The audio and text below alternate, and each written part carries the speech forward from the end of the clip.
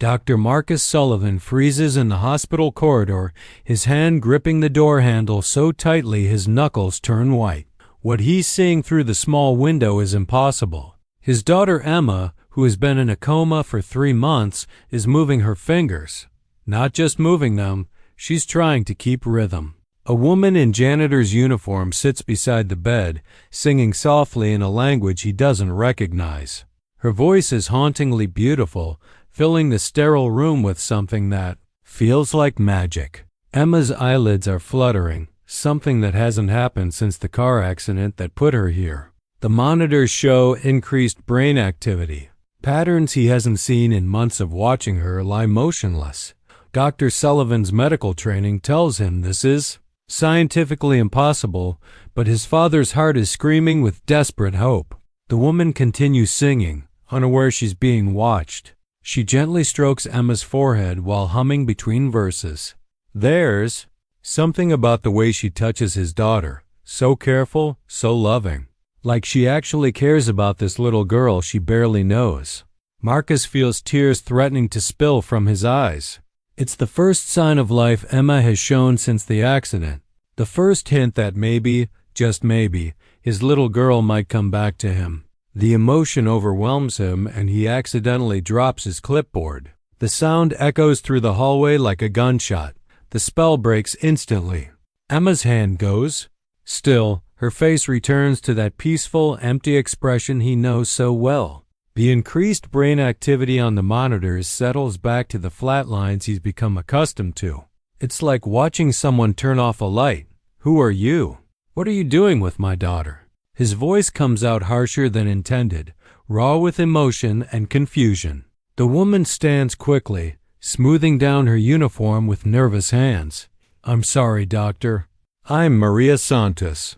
I work the night cleaning shift. Agency didn't tell you I was starting today? They didn't tell me anything about anyone singing to my daughter. Marcus looks at Emma, who has returned to the stillness that has defined her existence for the past 3 months. The transformation was so sudden, so complete, that he almost wonders if he imagined the whole thing. I saw she was alone, and sometimes music helps people, even when they seem like they can't hear it. My grandmother always said music reaches parts of the soul. That medicine can't touch. There's something different about how Maria looks at Emma. She doesn't see a hopeless case or a tragedy. She doesn't look at the tubes and machines with pity or fear. She looks at Emma like she's just a little girl taking a nap, like she might wake up any moment and ask for a glass of water. You can't be in here. My daughter is very fragile. She needs complete rest and quiet. But even as Marcus says the words, he's not sure he means them. For the first time in 3 months, Emma showed signs of life. Maria nods respectfully, but her eyes drift to Emma one more time. There's something in her expression that suggests she doesn't agree with his assessment of what Emma needs.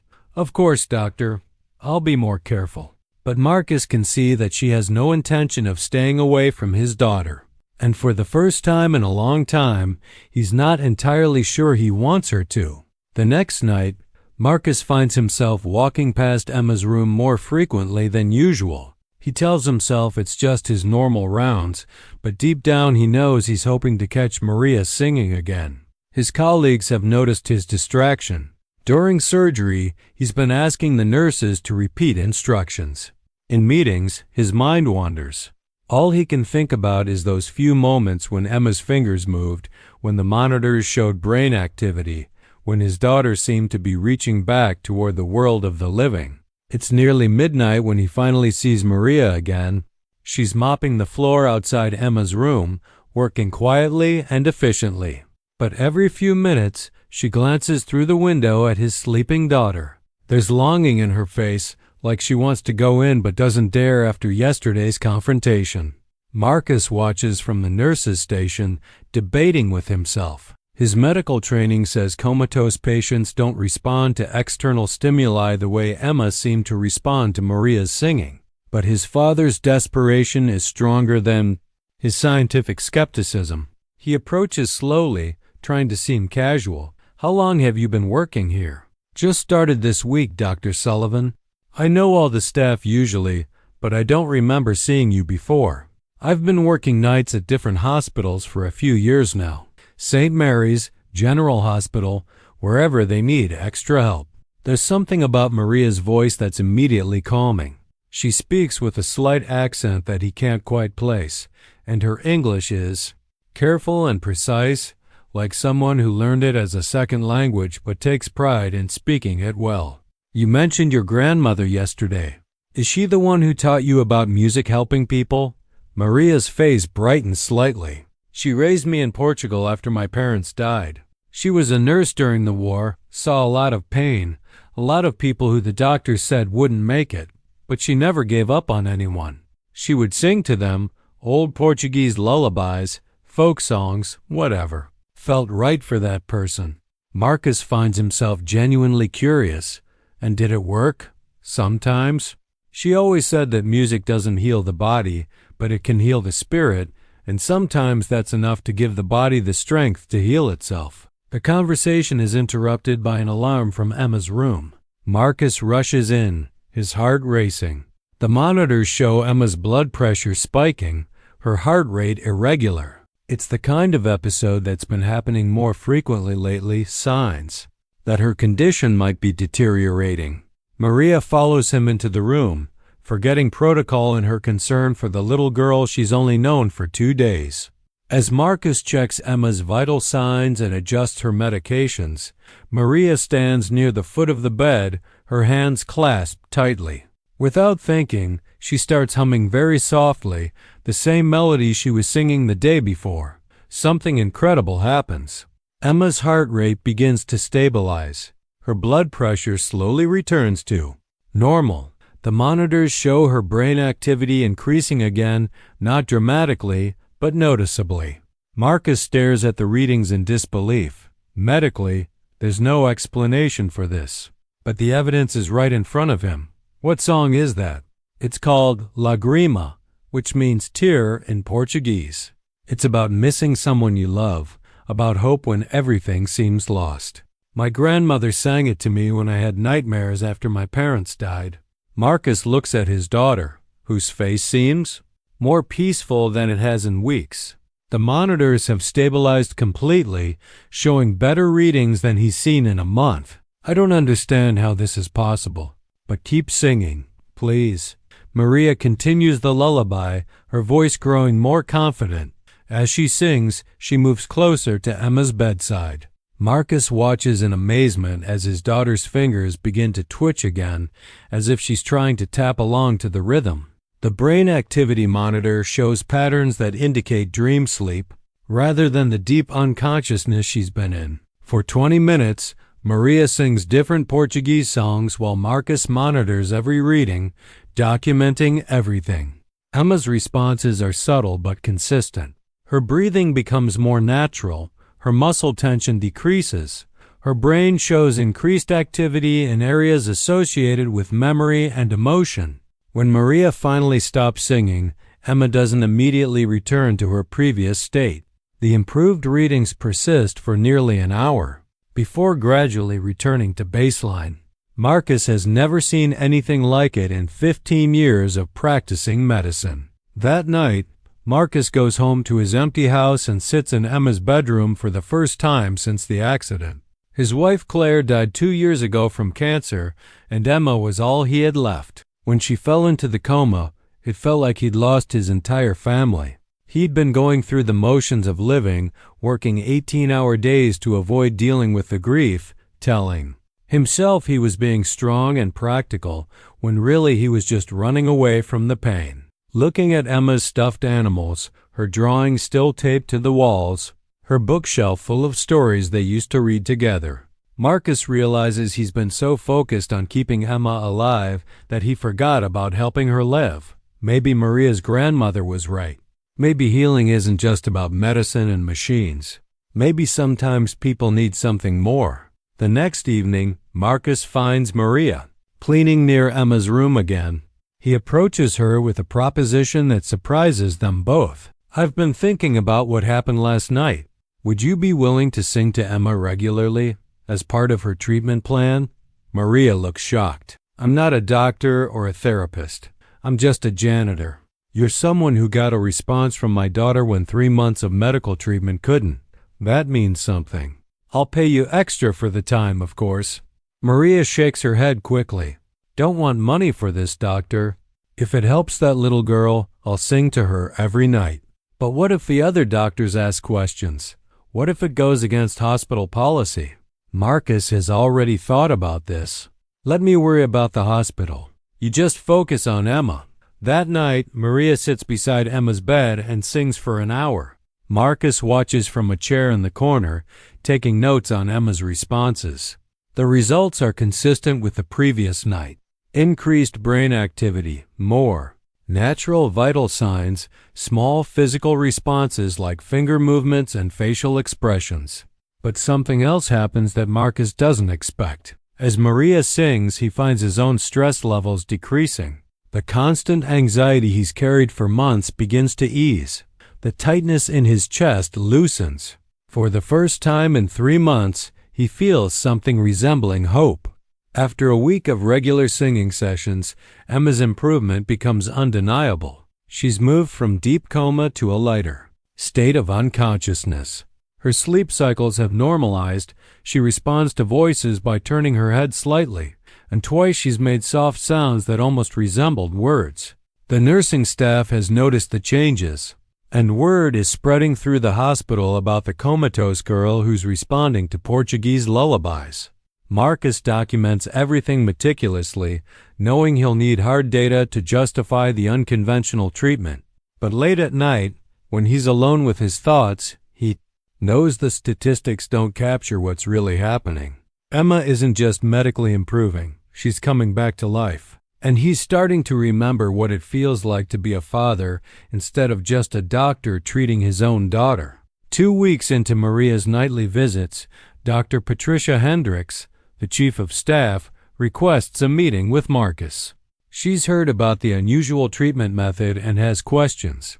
The meeting is scheduled for Friday afternoon in her office, and Marcus spends days preparing his presentation, gathering every piece of data that supports what Maria is doing. "Dr. Sullivan, I need to understand what exactly is happening with your daughter's case. I'm hearing reports about unauthorized personnel providing music therapy." Marcus keeps his voice steady and professional. "Maria Santos is a member of our custodial staff who has been providing supplemental auditory stimulation during her regular cleaning duties. Emma has shown measurable improvement in response to this intervention." Dr. Hendricks looks skeptical. "We have trained music therapists on staff. If you believed your daughter would benefit from music therapy, why didn't you go through proper channels?" "Because sometimes breakthrough treatments come from unexpected sources. The improvement in Emma's condition is documented and significant. I believe we should be exploring every avenue that shows promise. But what about liability issues? Insurance concerns? What if other families demand the same treatment for their loved ones? What if something goes wrong?" Marcus has anticipated these concerns. "I take full responsibility for any risks. And if other families want to explore similar treatments, shouldn't we at least consider the possibility that we might be able to help more patients?" Dr. Hendricks reviews Emma's charts, studying the documented improvements. "The data is compelling," she admits, "but it's also highly irregular. I need to think about the precedent this sets. For now, you can continue, but I want weekly reports on Emma's progress. If there's any sign of setbacks or complications, we discontinue immediately." That night, Marcus shares the news with Maria. She's relieved but also nervous about the increased scrutiny. "What if I mess up?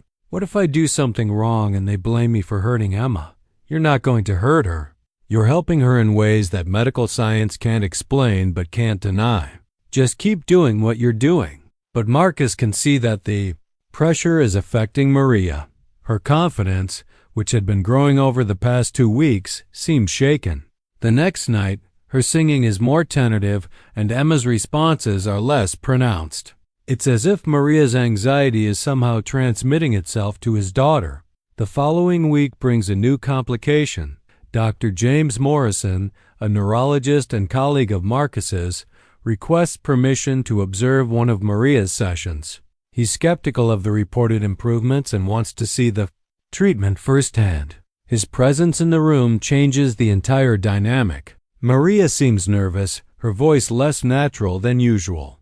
Emma's responses are minimal, and Dr. Morrison makes notes with obvious skepticism. After the session, he pulls Marcus aside. "I'm not seeing what you described in your reports." The patient showed minimal response, certainly nothing that couldn't be explained by normal fluctuations in comatose patients. "I think you're seeing improvement because you want to see it, not because it's actually there." Marcus feels anger rising in his chest. "You observed one session. I've been documenting consistent improvements for 3 weeks. One session where the subject was nervous because she was being evaluated by a skeptical observer." Dr. Morrison shrugs. "I'm just saying, be careful about false hope. Sometimes we project our desires onto situations where the facts don't support them." After Dr. Morrison leaves, Marcus finds Maria in Emma's room, but she's not singing. She's just sitting quietly, looking defeated. "He sees you taking notes, Dr. Sullivan. He thinks I'm crazy, doesn't he? He thinks I'm just a cleaning lady who doesn't know anything about medicine. That's not what matters. What matters is that Emma responds to you in ways she doesn't respond to anyone else."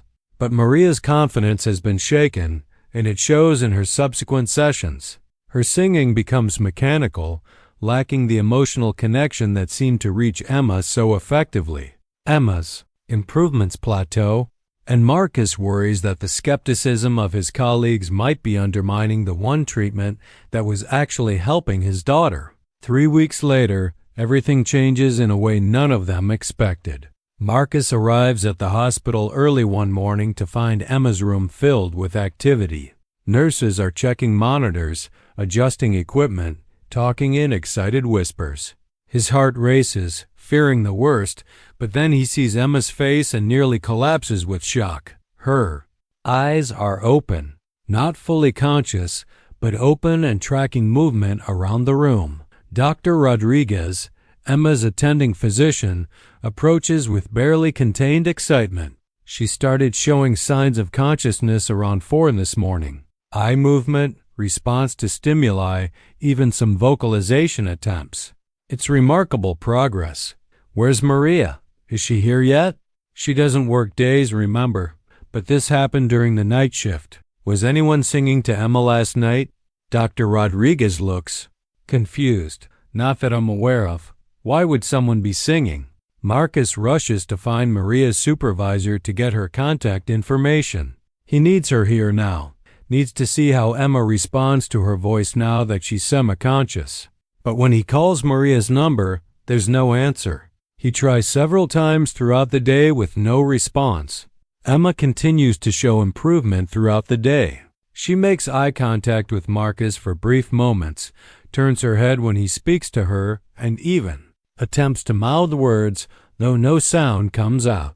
The medical team is cautiously optimistic, talking about the possibility of a full recovery that seemed impossible just weeks ago.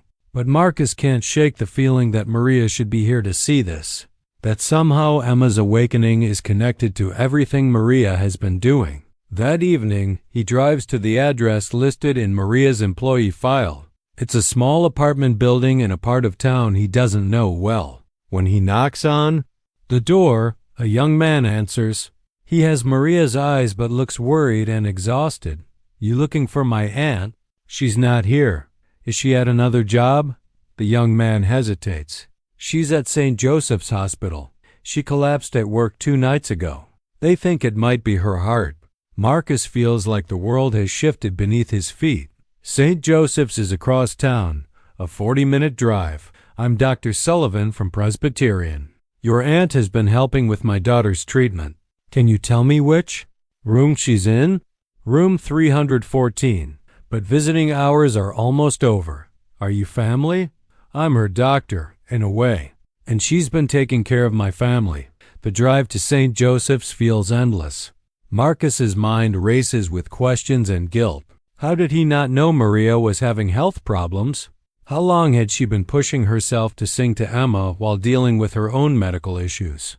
When he reaches room 314, he finds Maria awake but looking frail and tired. She seems surprised to see him. Dr. Sullivan? How did you know I was here? Your nephew told me. Maria, why didn't you tell me you were having health problems? She looks away, embarrassed. It's just stress, probably. I didn't want to worry anyone, and I didn't want to stop helping Emma. She was doing so well. She's awake, Maria. Emma woke up this morning. Her eyes are open. She's responding to voices. She's trying to talk. Maria's face lights up with pure joy, and for a moment she looks less frail. She's really awake? She's going to be okay?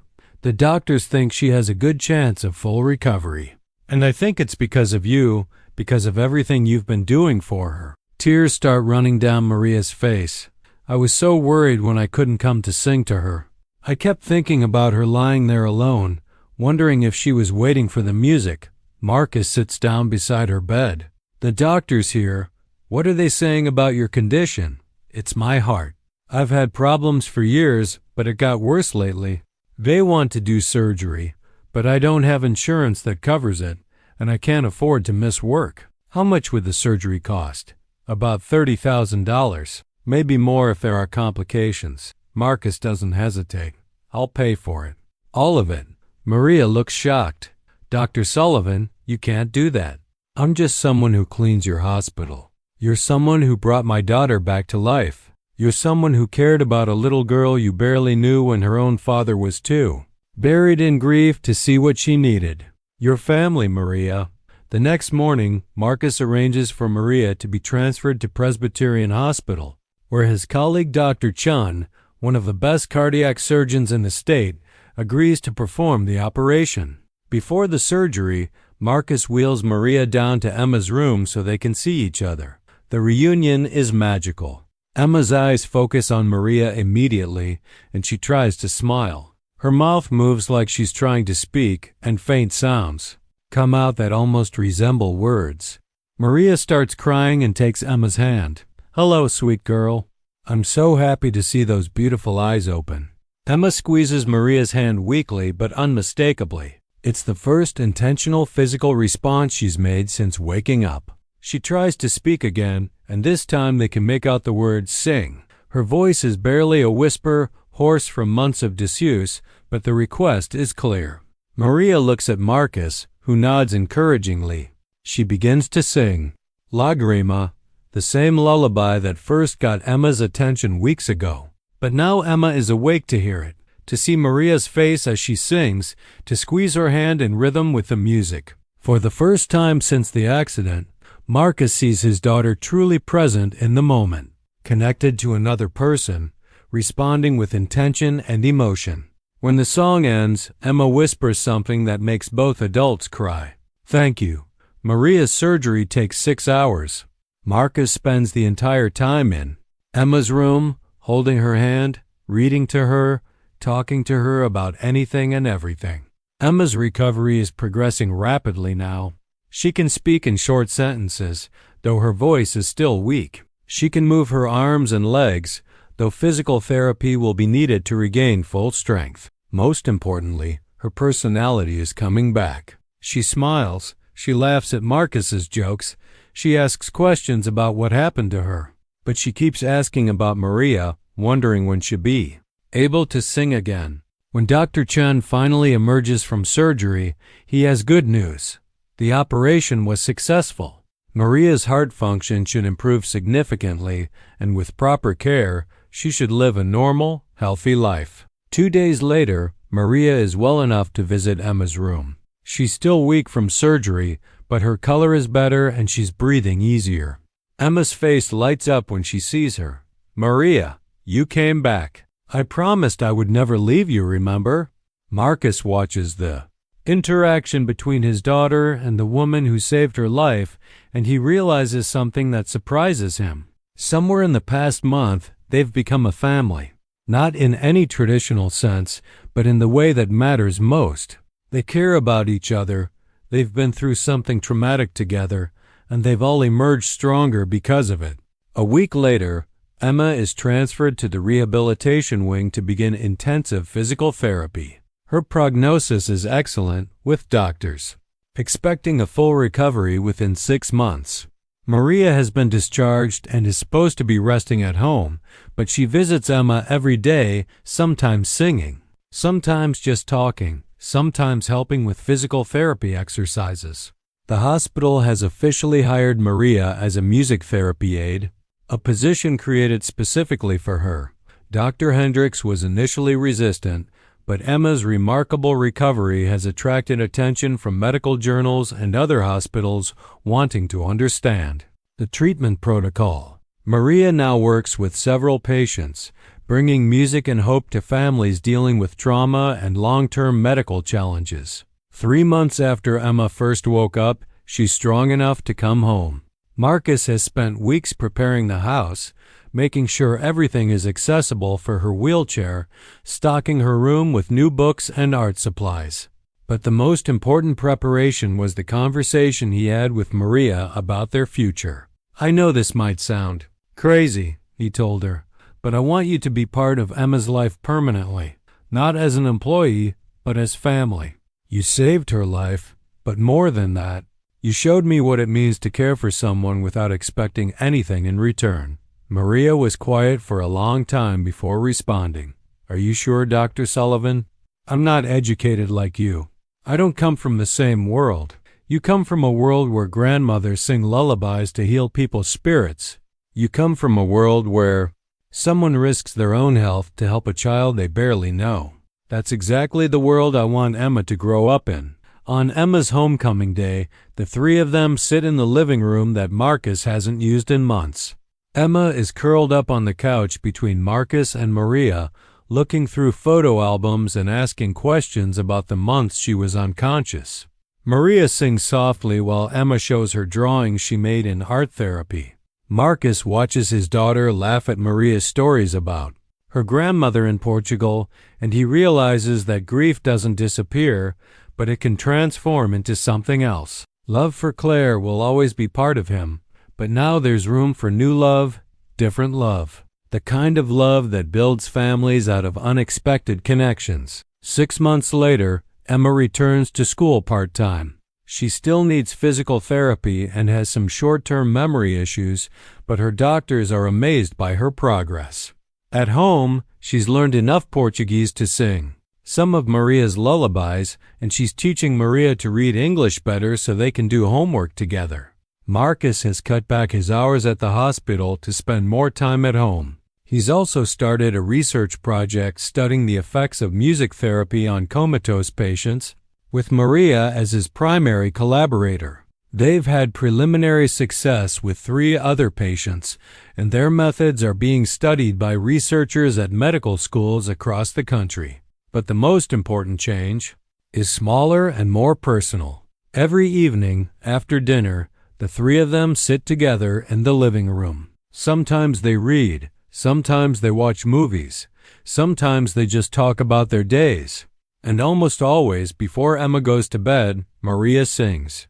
Not because Emma needs it for medical reasons anymore, but because it's become their tradition, their way of ending each day with love and gratitude. Emma is 9 years old now, fully recovered from her accident, fluent in Portuguese, and passionate about music therapy. She wants to be a doctor like her father, but she also wants to learn to sing like Maria so she can help other children who are scared or hurt or lost. Marcus has proposed to Maria, and their wedding is planned for the spring. Emma will be the maid of honor, and she's been practicing a Portuguese song to sing during the ceremony. It's the same lullaby Maria first sang to her in the hospital, Lagrima, about tears and hope and missing the people you love. But Emma's version is different, transformed by a child's voice and a child's understanding into something about finding the people you're meant to love, even when they come from places you never expected. On quiet evenings, when Emma is doing homework and Marcus is reading medical journals and Maria is knitting a blanket for their new life together, Marcus sometimes thinks about that first night when he found Maria singing to his comatose daughter. He thinks about how close they came to missing each other entirely, How easily fear and pride and professional skepticism could have kept them apart. He thinks about Maria's grandmother, who believed that music could heal spirits even when bodies seemed beyond repair. And he thinks about Emma, who brought them together by being brave enough to listen to a stranger's song and strong enough to fight her way back to consciousness. The house that was once silent and empty now fills with laughter, conversation, and music. Emma practices piano. Every day, Marcus hums Portuguese lullabies while he makes coffee in the morning, and Maria sings while she cooks dinner, her voice carrying through rooms that had been quiet for too long. They're not the family any of them expected to have, but they're the family they were meant to be. Sometimes love comes through medicine and science and careful treatment plans. Sometimes it comes through Portuguese lullabies sung by a janitor who believes that music can reach places that medicine cannot touch. And sometimes, when you're lucky enough and brave enough to let unexpected love into your life, it comes through all of those things at once, creating something new and beautiful and perfectly imperfect. Emma keeps a journal now, writing down memories and thoughts and dreams for the future. On the anniversary of the day she woke up from her coma, she wrote, "I don't remember being asleep, but I remember the singing. It was like someone was calling me home, but home wasn't a place.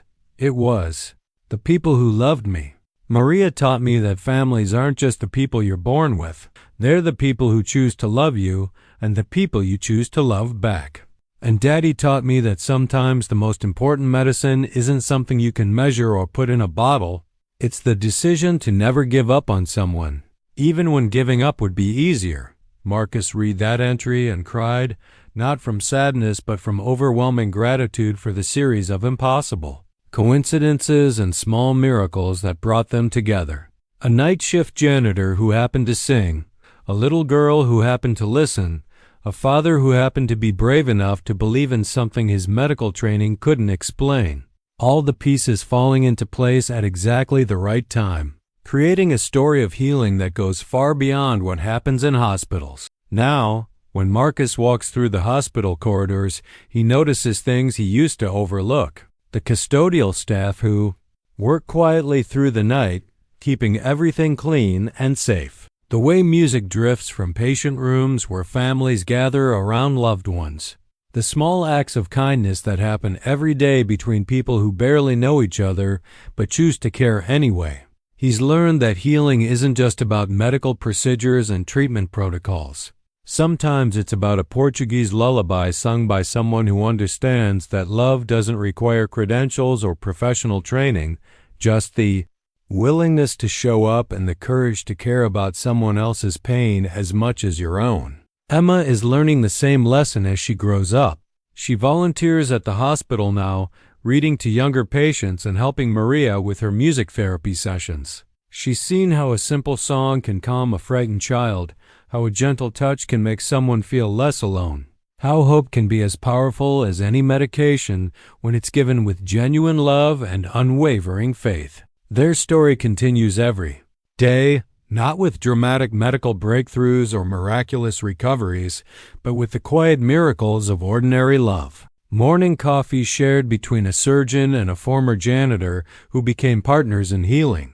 A little girl practicing lullabies in Portuguese so she can sing to her future children the same songs that called her back to life. A family that was built not by blood or law, but by the simple decision to choose each other again and again in small moments and large ones. 5 years have passed since that first night when Marcus found Maria singing to Emma. The research they've conducted together has helped dozens of patients, and their methods are now taught in medical schools as an example of integrative healing approaches. Maria has become a certified music therapist, combining her intuitive understanding of music's healing power with formal training in therapeutic techniques. Emma is thriving in school, fluent in 3 languages now, and determined to become a pediatric neurologist who incorporates music therapy into traditional medical treatment. But the real measure of their success isn't found in medical journals or research papers. It's found in the laughter that fills their house every evening, in the way Emma runs to hug both Marcus and Maria when she comes home from school, in the Portuguese lullabies that have become as much a part of their bedtime routine as brushing teeth and reading stories. It's found in the way Marcus looks at Maria across the dinner table, still amazed that someone so generous and caring chose to love his small, broken family back to wholeness. It's found in the way Maria watches Emma grow into a confident, compassionate young person and knows that her grandmother would be proud of how music has continued to heal spirits across generations and oceans. Their wedding was small, held in the hospital chapel where they first met, with Emma singing Lagrima as Maria walked down the aisle. Many of Marcus's colleagues attended, along with patients and families who had been touched by Maria's work. It wasn't a traditional ceremony by any means, but it was perfect for them, a celebration of the unconventional family they had chosen to create together. Now they're planning to adopt more children, specifically children with medical challenges who need families willing to provide both love and complex care. Marcus's medical expertise and Maria's gift for emotional healing make them uniquely qualified to offer hope to children others might consider unadoptable. Emma is excited about becoming a big sister, already planning the lullaby she'll sing to younger siblings who might need music to find their way home. Their house is being renovated to accommodate wheelchairs and medical equipment, and Maria is learning sign language so she can communicate through music with deaf children. Marcus has taken additional training in pediatric care, and together they're creating a home where children with disabilities or chronic illnesses can experience the kind of love and acceptance that saved Emma's life. The story that began with a desperate father watching a janitor sing to his comatose daughter has become something much larger. It's become a testament to the healing power of unexpected love, to the importance of seeing people for who they truly are, rather than what their job titles or circumstances might suggest, and to the miracle that happens when someone refuses to give up on a person everyone else considers hopeless. Marcus often tells Emma that she saved them as much as they saved her. By being brave enough to listen to Maria's songs and fight her way back to consciousness, she showed them what was possible when love and medicine worked together. She taught them that families can be formed in the most unlikely circumstances, and that healing often requires not just medical intervention, but also the kind of care that can only come from the heart. Maria tells Emma stories about her grandmother's belief that music connects all souls, transcending language and culture and circumstance. She explains that the lullabies she sang weren't just Portuguese songs, but universal expressions of love and hope, melodies that speak to something deeper than conscious thought. Emma understands now that when she was in the coma, part of her was waiting not just to wake up, but to find her way back to love, and Maria's songs were the map that guided her home. Today, if you walk through Presbyterian Hospital late at night, you might hear singing coming from patient rooms. Not just Maria's voice, though she's often there, but the voices of other staff members who have learned that music can be as important as medication in the healing process. You might see families gathered around bedsides, reading stories and playing instruments, and creating the kind of environment where miracles become possible. The hospital has established the Emma Sullivan Music Therapy Center, funded by donations from families who have experienced the healing power of music in their own recovery journeys. Maria serves as director, training other therapists in the techniques that have proven so effective with trauma patients and children with neurological challenges. Marcus serves on the advisory board, helping to develop protocols that integrate music therapy with traditional medical treatment. Emma serves as the inspiration, the living proof that sometimes the most profound healing happens when we open our hearts to possibilities that science alone cannot explain. Their story reminds us that in a world often dominated by technology and protocol and evidence-based medicine, there is still room for the kind of simple, human connection that heals not just bodies but spirits. It reminds us that love can take many forms: the desperate love of a parent watching a child suffer, the generous love of a stranger who chooses to care, the brave love of a child who fights her way back to life, and the enduring love of a family that chooses to stay together through every challenge and celebration. Most importantly, their story reminds us that we never know when we might be called upon to be someone else's miracle, and that the most ordinary action, singing a lullaby, holding a hand, refusing to give up on someone, can have extraordinary consequences that ripple out far beyond what we ever imagined possible. In the end, that's what this story is really about: the miraculous power of ordinary love and the extraordinary things that happen when we choose to care about each other with our whole hearts, regardless of the circumstances that brought us together or the obstacles we face along the way. Love this story? Think Maria got the ending she deserved? Let me know in the comments below. And if this touched your heart, make sure to hit that like button and subscribe for more incredible stories of hope, healing, and the power of unexpected love. Share this video with someone who needs to be reminded that miracles still happen, especially in the most ordinary moments when we choose to care for each other.